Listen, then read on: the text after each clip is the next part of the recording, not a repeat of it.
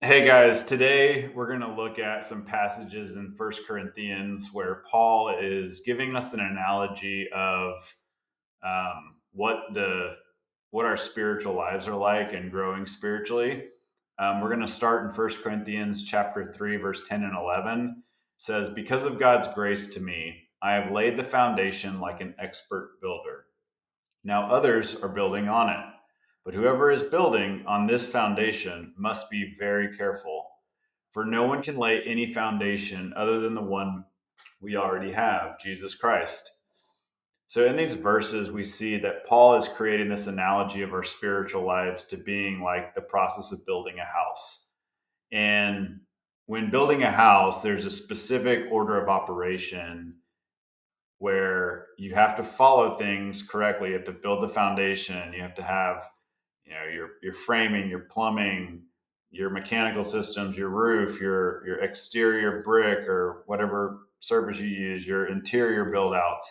Everything has a specific process that you must follow in order for that house to be strong. And so, in the same way, our spiritual lives can be viewed that way, in that there's a foundation, and then we have these building blocks that get built upon this foundation. And it's very each component of this house is very significant. And so, Paul starts off by saying the foundation is critical. The foundation of Jesus Christ, who he is and what he has done for us, how we are saved. And then there's these building blocks that get layered on top of them. But you must be very careful what building blocks that you assume in your process of building this house. And there's a lot we can learn from that about, in many of our lives, we have not had expert builders that have come in and added uh, building blocks properly into our spiritual house. And so part of the process that we each must go through is reading the scriptures and God helping us to see what has been laid properly and what has not been laid properly. And so today I want to talk about just how Paul views how this building process starts and how he approaches it, which leads us to another building block. So in First Corinthians chapter 2, he says, "When I first came to you, dear brothers and sisters, I didn't use lofty words and impressive wisdom to tell you God's secret plan. For I decided that while I was with you, I would forget everything except Jesus Christ, the one who was crucified. I came to you in weakness, timid and trembling. And my message and my preaching were very plain. Rather than using clever and persuasive speeches, I relied only on the power of the Holy Spirit. I did this so you would trust not in human wisdom, but in the power of God." So when we look at that, he's talking about when he first came to these people. So that's before they'd heard this message about Jesus. And he's going to build this house in their life, or attempt to be an instrument that this house is built in their life. And so the first thing is he has to lay this foundation of Jesus Christ. Who is he? What has he done for them? What must they do to be saved? And in doing that, he made his message very plain. He did not add things that would put the focus of the message on him. Instead, he wanted for people to hear the message plainly. And if they believed and if their lives began to be changed, that they would put the focus on the power of God at work in their lives and not Paul. And so I think we can see that it amplifies the significance of the foundation in the building process.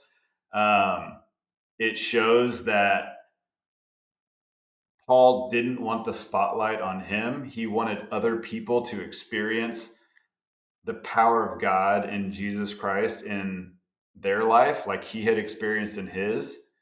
And then it says that the reason why he stripped all of this out of the way that he spoke to them was so that they would trust not in human wisdom, but in the power of God. And I think that's a critical building block in the Christian life as we follow Jesus, is that we learn to rely upon God in all aspects of our life. And that is when we go to the Bible, um, just in the way that we start in our approach of God, I want you to teach me. I want to experience your power at work in me. Like, help me. When we go on a Sunday to a gathering, what are we actually seeking? What are we desiring by attending that gathering? What is that leader communicating to us in the way that they speak to us? Are we seeking and growing in what Paul desires for us, that we would grow in not trusting in a human wisdom, but in the power of God?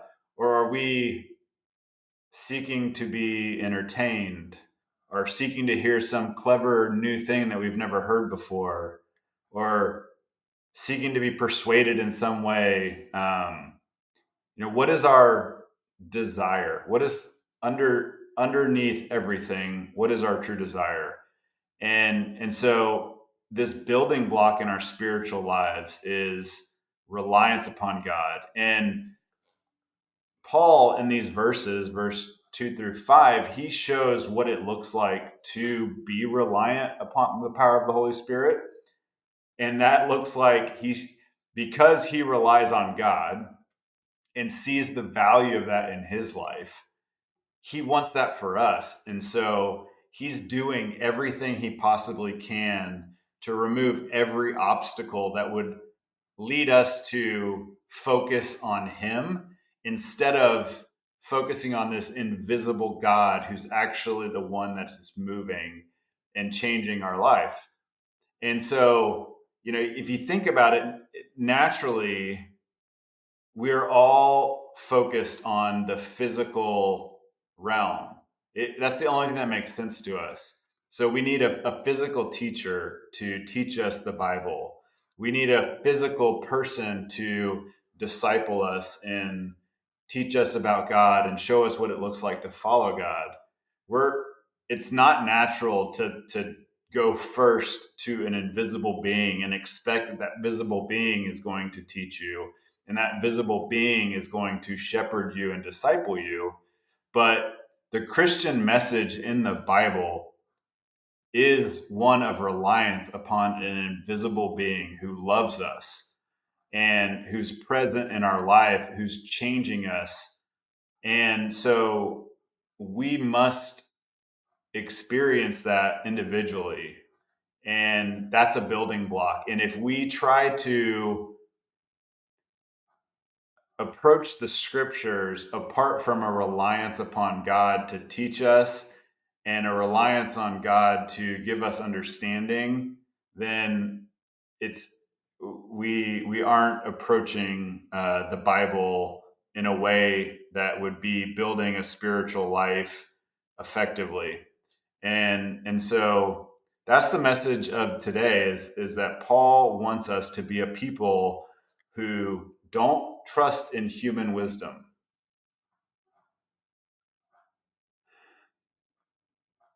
I think it also leads us to ask, people that we listen to, are they pointing us to rely upon God? Are they doing everything they can to get out of the way because they desire us to experience God, find that God is enough for us, that He is all sufficient? Or are they getting in the way and claiming the focus for themselves and their cleverness and their persuasiveness, um, and the opposite of presenting a plain message? Um, so, just things to think about. So, the building block today is reliance upon God.